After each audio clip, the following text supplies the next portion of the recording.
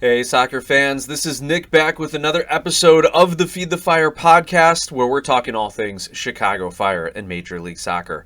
In today's episode, we're talking about the Chicago Fire's latest roster moves, no signings, but they're a little bit closer to roster compliance. We're talking about the new stadium update. We got some marketing materials out from the organization this week. Share that with you. But we're going to focus on our player profiles segments here. First episode doing player profiles, and we're going to be starting with Chicago Fire's goalkeepers. If you want to join the conversation, get involved with the show, offer me ideas, what do you want to hear about, please find me on social media at Glasshouse Soccer, or you can email me, glasshousesoccer@gmail.com. Now let's get into it, shall we? The Chicago Fire have acquired 3 new international roster spots over this last week. So the way an MLS roster is constructed, each team gets 8 international roster spots to begin with, and then they have to acquire additional international roster spots or have their players acquire green cards in order to be considered a domestic player, and that way they don't run afoul of the roster rules. So the Fire had 13 players that were designated as international players. They used their 8 that the league gives them each year, and they needed to acquire 5 more. So they've got 3 of those, 2 more they need by roster compliance deadline February 20th. So one of these international roster spots that they acquired was from San Jose in exchange for $350,000 in general allocation money in GAM. They get another one from the Colorado Rapids for $600,000 in GAM, and they got a second one from the Colorado Rapids, but that is paid in $250,000 worth of 2027 general allocation money. So the Fire don't owe them that money for next year, or that money is already shifted over to their account for next year. So again, the Fire looking for 2 more international roster spots, or if they're able to move a couple of their international players either off roster or obtain green cards for them. Now, when I'm looking at these numbers, I'm thinking this is insane that the Fire just paid $600,000 general allocation dollars to the Colorado Rapids for 1 international spot, and then they go and get almost half of that. They pay almost half of that for another international spot from San Jose. I am trying to make these numbers make sense, and I don't know if there's a going rate, quote unquote, for an international roster spot, but I feel like not too long ago you were seeing that in the low 6 figures, high 2 figures, right? 50, 75, even $125,000, $150,000 for an international roster spot. Now those have become much more valuable as the league seemingly looks to shift to be signing more international players and develop international talent. But also, now that those spots can be loaned out, just like you can loan a player and get them back, you can loan an international roster spot to another Major League Soccer organization. So I think that has also driven up the value because you can loan it or outright sell it, transfer it, trade it, however you want to look at it. So the value's gone up. We know that. All right, so there's still no explanation for why one costs $600, one costs $350, and another costs $250 in next year. I can only imagine that the Fire and Colorado worked this out as a package deal. So if you think about it, you're getting 2 international spots for $850, and then if you break it down to $425, that's a little more in line with a single one from San Jose going for $350. But of course, Colorado and San Jose here were negotiating from a point of strength compared to the Fire. So that probably drove the price up a little bit more, and why Colorado could probably say, yeah, we want more money for this year. And they just, by the way, Colorado just transferred Cole Bassett to Portland, so they've got a lot of influx of cash. We'll see if they actually do anything with it. Colorado hasn't exactly had that reputation, but let's see if things are changing in the MLS and Colorado landscape there. But with the Fire negotiating from a point of weakness, I do think these are some overinflated numbers. Again, why do I say the Fire are negotiating from a point of weakness?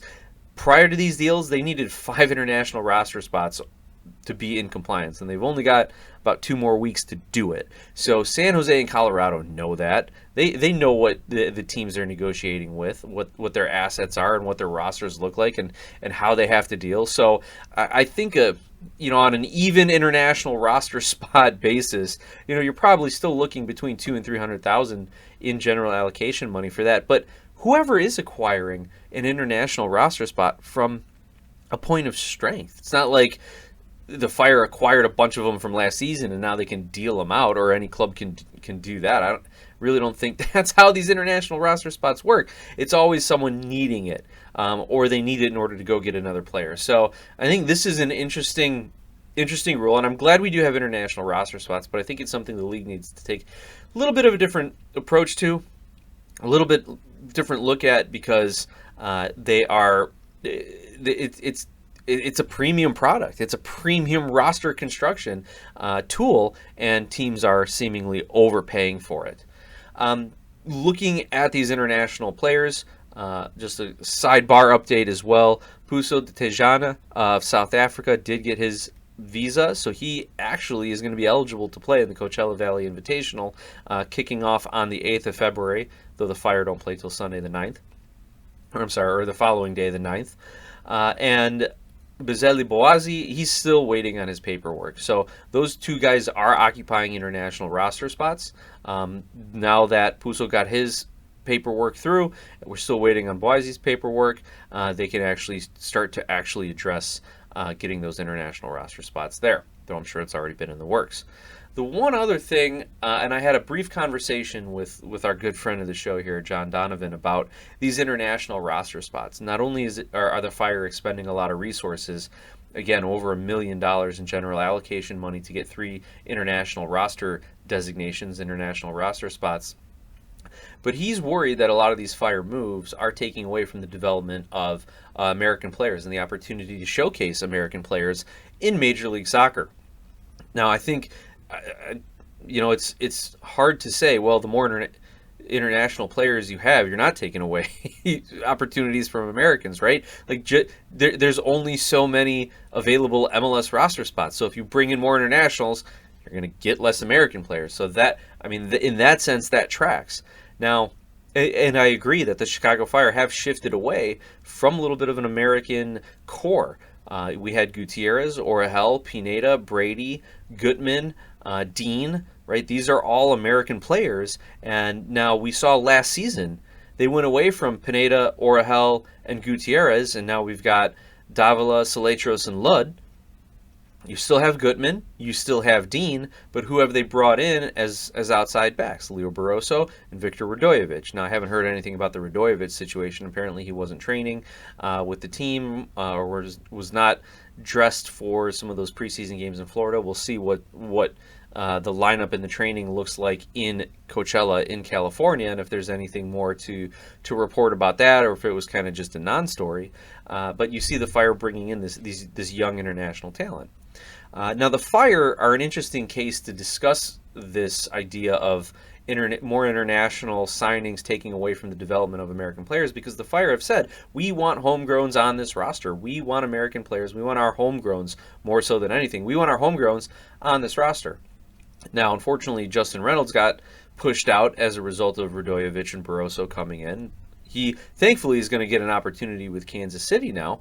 But again, that's another guy who, whether they didn't, I don't want to say value him, whether they didn't scout him or project him to be to the level they need him to be, and perhaps Barroso and Radojevic projected out a lot higher than Justin Reynolds. But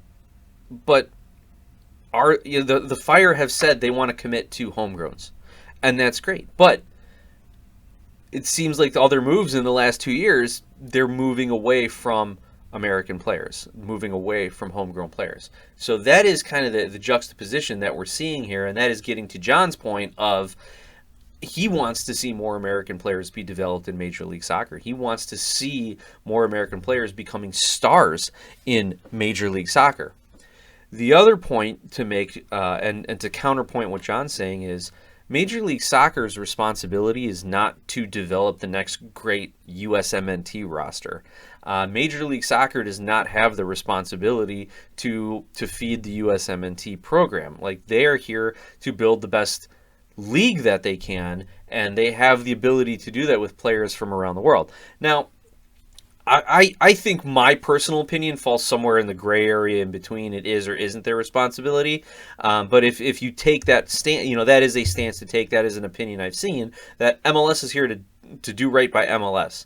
If USMNT is going to reap the tangential or the unintended benefits of that by having a phenomenal league right here for young American players to grow up in, great. But you're seeing a lot of the MLS academies becoming the focal point of young players rather than any sort of U.S. development program. I think they even got rid of that in favor of MLS. So MLS could say it's not our responsibility, but yeah, they've pushed out a lot of the U.S. development in order to become the only game in town. So I think they do have a little bit of responsibility to that.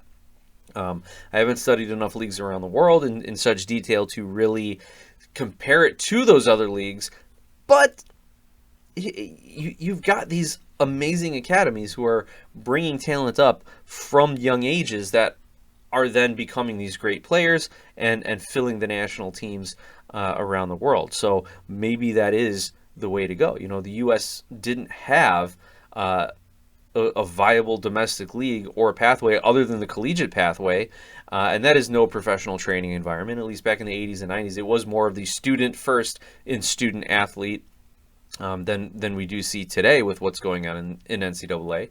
But the Fire, again, they have said that they want homegrowns. They have invested in their academy. They have put out new guidelines for how they identify and scout young talent.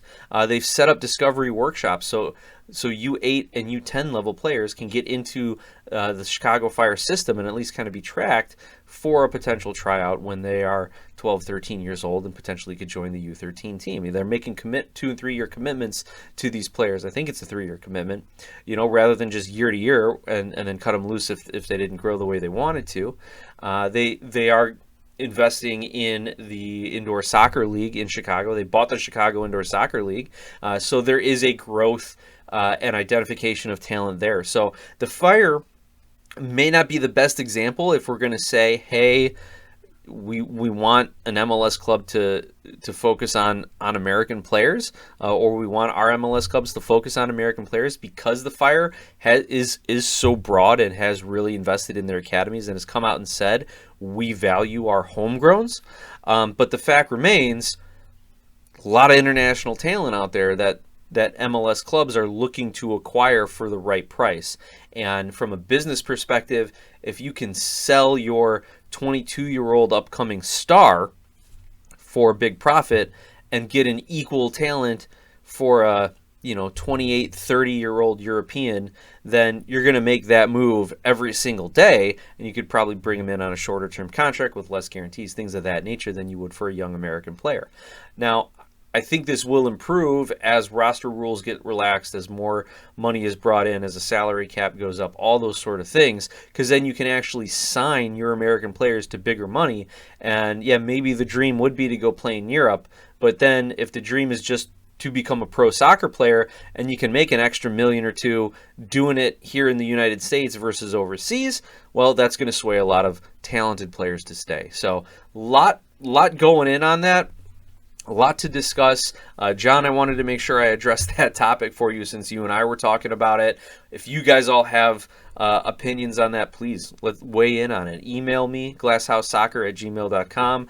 Leave me a comment on the YouTube channel, or if your podcast platform allows a comment, hopefully I can find it and see it. But yeah, this is an interesting issue, and because teams are going to such great lengths to acquire these international roster spots, and they're so valuable from a roster construction standpoint and a dollars standpoint, that maybe teams can be smarter with their money by investing more in American players and their own academy players. Okay, I promise you, my notes on that segment stopped when I said Detejan got his visa and Boazi is waiting on his paperwork. That's where my notes stopped. The rest was like, You know what? I think John mentioned something about this. And then I just went. So I appreciate you sticking with me as I kind of talked all that out and got through that in my own head. So thank you all so much for that. And I think it's an interesting conversation.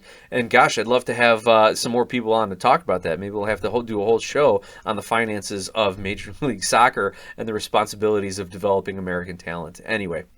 Next bit of information that I wanted to share with you has to do with the Chicago Fire's new stadium. We got an email out from David Baldwin, President of Business Operations, or Dave Baldwin, excuse me, as he writes it in the letter. So let me share that email with you, and then we can kind of talk about what it means going forward. He says, Dear Fire fans, I know it's been some time since we formally shared where things stand with our new, privately funded, soccer-specific stadium in the South Loop, and I wanted to reach out personally to give some updates on the tremendous amount of work that's been happening behind the scenes. This project is moving forward with real momentum, and our focus has been on getting it right. We remain on track to open our new stadium for the start of the 2028 MLS season, with groundbreaking expected this spring. That milestone will mark a major step forward for our club, for soccer, for live entertainment, and for economic development in our city. Prior to this, we're excited to announce that we are opening the Dear Chicago Experience Center in the coming weeks, located in the iconic Wrigley Building in the heart of the city.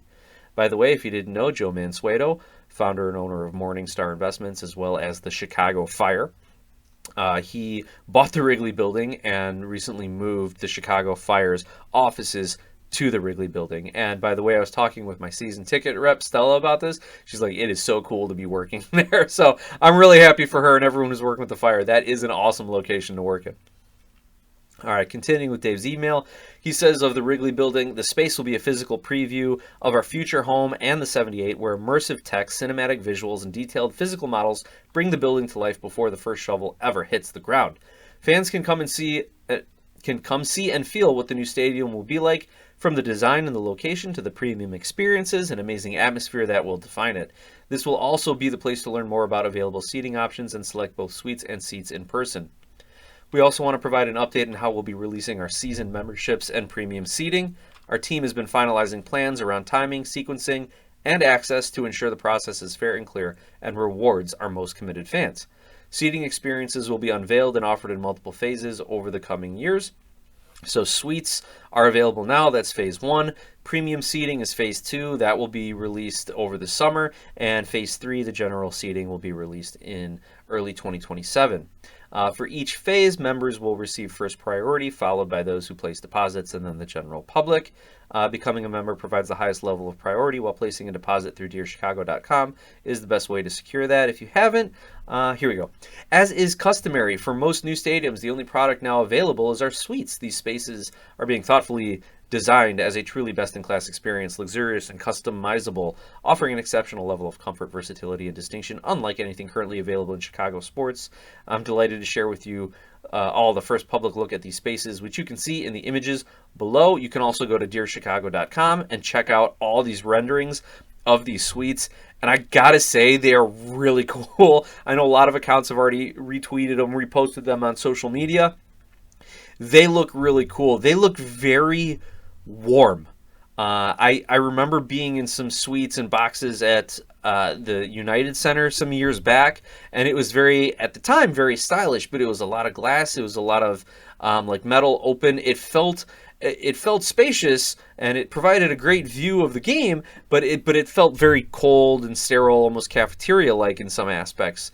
Now with these Chicago Fire suites, I am seeing like light wood colors, nice red accents here, like a maroon dark red accent, some really comfortable looking stools around a central bar. I'm seeing like little lounge chairs, buffet style service for food, a couple of really nice bars. Like, I would go and just like hang out here on the weekend and drink there if they let me. This looks like some cool places to be. I can't wait to get into one in person, assuming I can afford it, or maybe the team wants to give me a little preview, do some publicity, get the word out. Just saying, we can work together on this. But no, these do look really, really cool, multiple layouts, but obviously still with everything focused towards the pitch. Now here's how Dave concludes his email message. Finally, as much as we're always looking ahead to the future, we're just as energized about the present. The 2026 season represents an important moment for our club. The roster continues to develop under Greg Berhalter. Our membership base is bigger than ever, and the World Cup will cast our sport into the spotlight unlike ever before. Couldn't be more excited to be on this journey with you all as we enter the Chicago Fire's next chapter.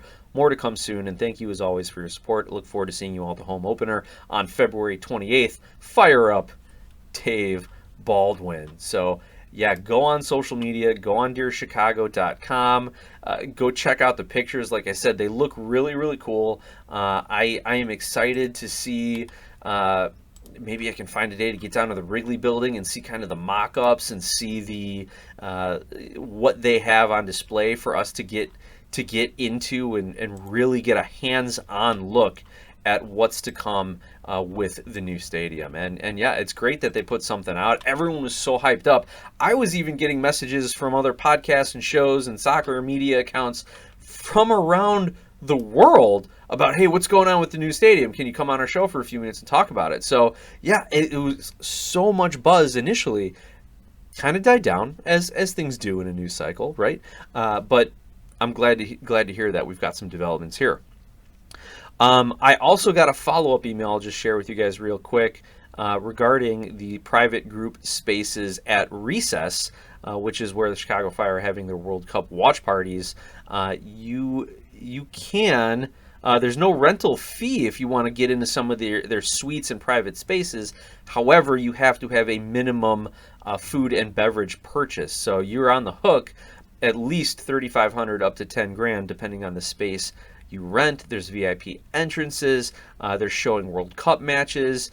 So this is something else that the club is doing with their Recess location for the World Cup. So I think there's going to be a lot of similarities, and I think that would just be good marketing, right? People coming in, you're getting kind of that sweet VIP experience at Recess, and it should carry over into what we're going to see at the new stadium and everything we're going to see at the Wrigley building where they have the mock-ups and things. So, yeah, there is that available if anyone's looking for some suites to go watch some World Cup matches as well.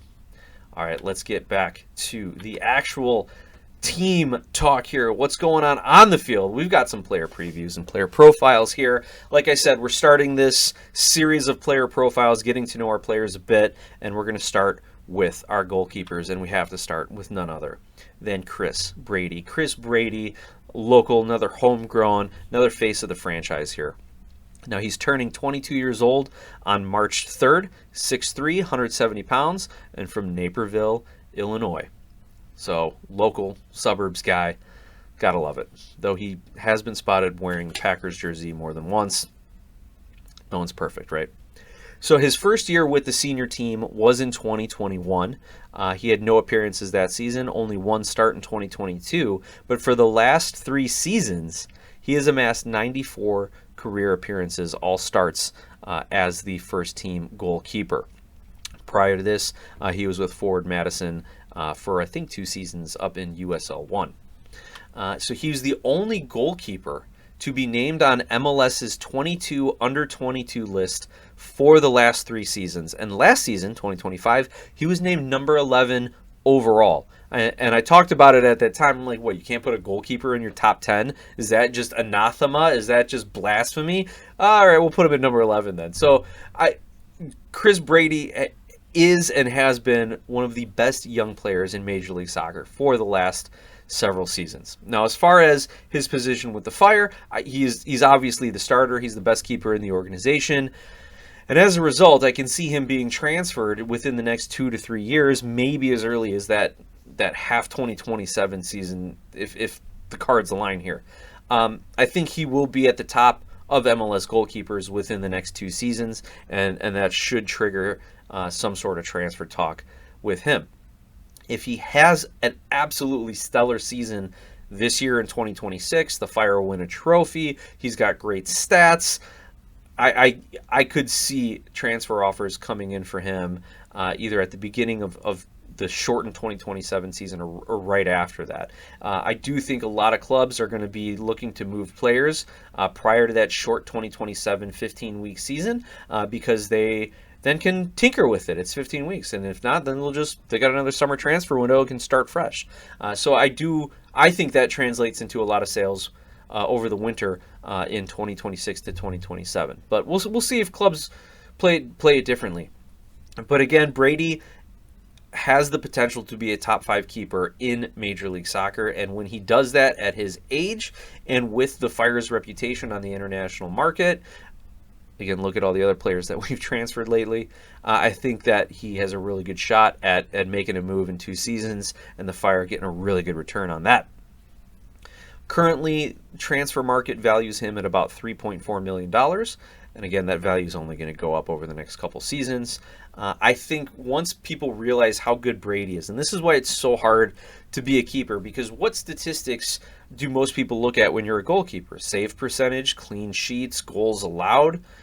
Those are the basics, right? And they've been around for a long time, and people are comfortable with them. People like them. People know them. But those are not individual statistics. That's kind of a team defense statistic. Because if opposing players are shooting from inside the 18, which has happened a lot against Chris Brady, the likelihood of their scoring chance goes way up, right? You got to get into some expected goal types of statistics. You need to see Brady's save percentage on shots from outside the 18, from inside the 18. You've got to get into statistics about his cross rates and percentages, where he's going up and knocking it away, where he's catching it. Is he better on one side or the other? And then also throw in penalty save percentage, which a lot of people like to look at because they're like, when it comes down to PKs, we want to have a good keeper. I mean, that is such a speculative statistic there. So I think when people really start to break down the statistics and compare Chris Brady, the deep dive statistics, I think he's going to be closer to that top 5 than a lot of people would think that he is. Also, you got to know Chris Brady is a great shot stopper, great instincts, a physical presence in the box, ruthless competitor, and he's improving his play out of the back. He's improving the game at his feet. This is something that modern goalkeepers have to do. This is something that Brady hadn't focused on until Greg Berhalter came in and changed the style of play and said, you have to do this if you want to play it. We saw the early problems with it. We saw the early goals being given up. We saw the scrambling on defense. We saw him trying to figure out where his positioning is. And there were so many times I, as a fan, and people around me in the stands were yelling, just boot it down the field. Just boot it. At least you got a 50-50 ball there than, say, a 25-75 ball when you're passing it to your own D-mid or defender who's facing goal and having a couple of pressing forwards on him. Like, that's even worse odds. So, but he's learning and he's getting better and he's improving and his decision making is improving. Also, I think he's going to be in the mix for a starting keeper in World Cup 2030 for the U.S. We saw Mauricio Pochettino recently at Fire Training talking to Chris Brady. If he stays in MLS over the next 4 years, which is possible, I think he's still in the mix for it. But if he wants to get that I'm the number 1 keeper, put it in pen in your starting lineup, I do think he has to make a move and have 2 seasons overseas in Europe at a top league in order for that to happen. All right, let's see. What other notes do I have? Oh, yeah, speaking of statistics, Brady had a very poor save percentage last season, about 66%. But he also faced the 12th most shots on target last season of any MLS goalkeeper. So he got a lot more shots against him, but, still had a very poor save percentage on that. So that's something we've got to look at. He and his team have to work on those underlying stats because no one's going to vote for him for potential defensive player of the year or goalkeeper of the year when he has such poor team defense numbers. So the team's got to help him out there. And then all he can do is continue to work on his play with the ball at his feet and those other statistical categories I mentioned. And finally, Chris Brady. Contract is through 2029 with the club option for 2030, and his salary last season was just a few bucks under $250,000 here, $249,996. That is his base salary, and his guaranteed salary last year was $348,329, and that's from Major League Soccer Players Association website.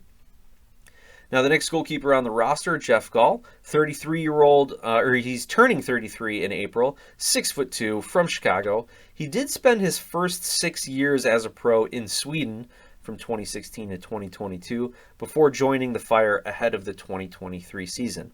Now, his only appearances, though, for the Fire came last season, 7 appearances and 6 starts. But unfortunately, most people are going to remember Jeff Gall and associate him now with his poor, and that would be an understatement, poor performance against the Philadelphia Union in the first round of the playoffs. Now, given the limited appearances and that playoff game appearance, I'm not sure Gall does anything particularly well. Like, I haven't really been able to scout him. I don't go to training. He's had very, very limited appearances for the team. I didn't even look up his win-loss record. I should have checked that just to see how the club does with him. But again, only 7 appearances. I don't want to put too much weight in the stats, but nothing memorable. I don't think he does anything particularly well. And the Fire thought enough of him as a liability to go out and sign Josh Cohen this offseason. Now, Jeff Gall has a contract through 2026 with a club option for 2027. His salary last year was $140,000 base and $140,000 guaranteed. I had said on previous episodes they're probably going to move him, release him, whatever. But you're not going to use one of your 2 buyouts on $140,000 salary. You'd rather just pay that, unless there's a desperate MLS team out there, or they can somehow come up with a creative loan deal to send him down to USL, but he's 33. He doesn't want to go to USL. USL clubs don't want him, probably, especially a guy who only has 7 appearances in American soccer. Now, he was a pretty regular starter for his tenure in Sweden, but that seems like forever ago, especially to some of these USL clubs who may not be as focused on statistics internationally. So, Jeff Gall, by all accounts, it's similar to the NFL. He had the best job in the world. Backup quarterback, right? Backup goalkeeper here.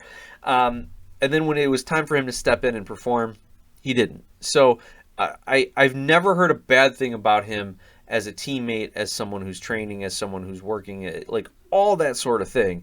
But the performance wasn't there in the field. So he's got 1 more year in his contract. They're probably not going to buy him out. So I assume he's going to sit in that 3rd spot on this roster behind Josh Cohen and Chris Brady.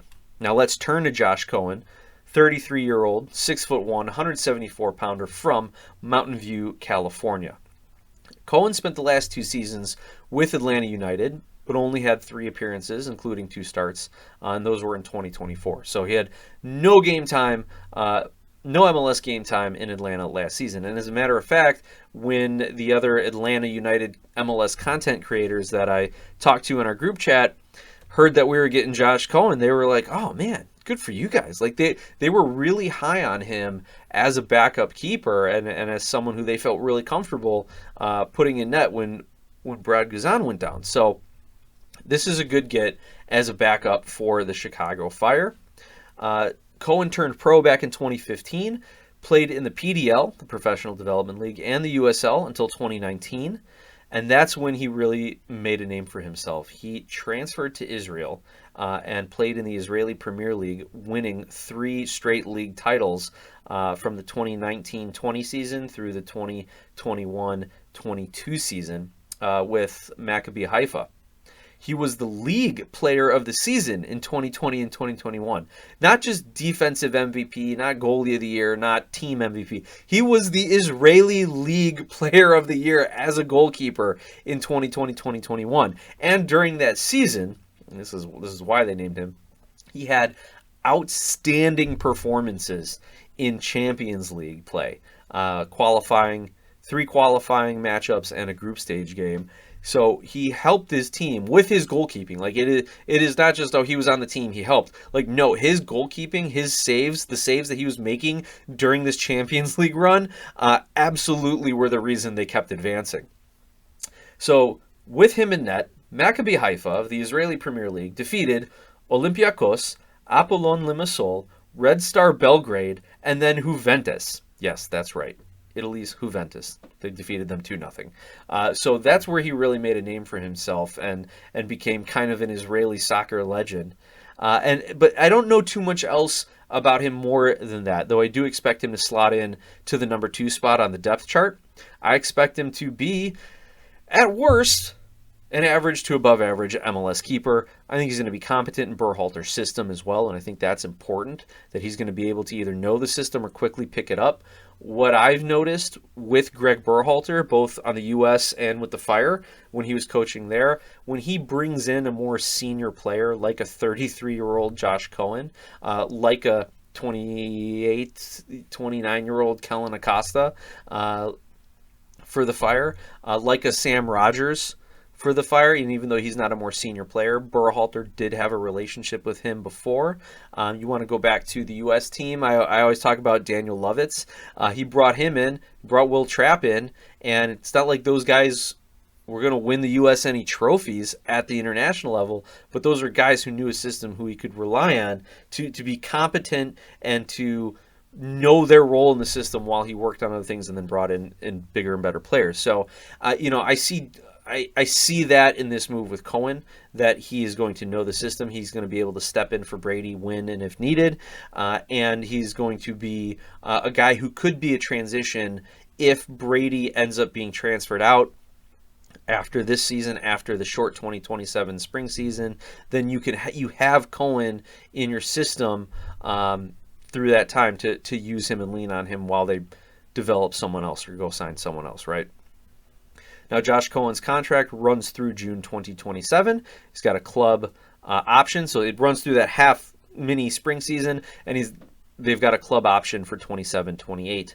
And last year, his base salary was $289,992, and his guaranteed compensation last year, $328,492. So those are your 3 goalkeepers. Like I said, Chris Brady's the starter. I think Josh Cohen's going to be your backup when the season starts, and you've got Jeff Gall in the 3rd spot, probably going nowhere this season due to the small salary he's on and the Fire not wanting to waste a contract buyout, one of their 2.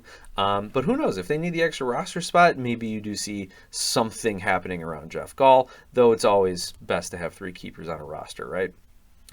Before we go, just real quick, the CONCACAF Champions Cup has kicked off. The opening match, I believe, was San Diego defeating Pumas 4-1. And what was wild about this, Pumas scored, what was it, like the 15 to 22nd minute, something like that, within the first 20-25 minutes. And they're up 1-0. And they take that 1-0 lead in a halftime. And then San Diego, I don't know what they were waiting for, ends up scoring 4 goals in the last, I want to say 25 minutes of that match. I think their first goal came in the 69th minute or the 66th minute, something like that. And then they get one in stoppage time maybe too, or right before stoppage time starts. So San Diego down 1-0 to I'm not going to call him a Gigante, but to a very good Liga MX team in Pumas, who has been very good lately and has matched up well with MLS clubs in recent memory. San Diego scores 4 goals in the last 25 minutes or so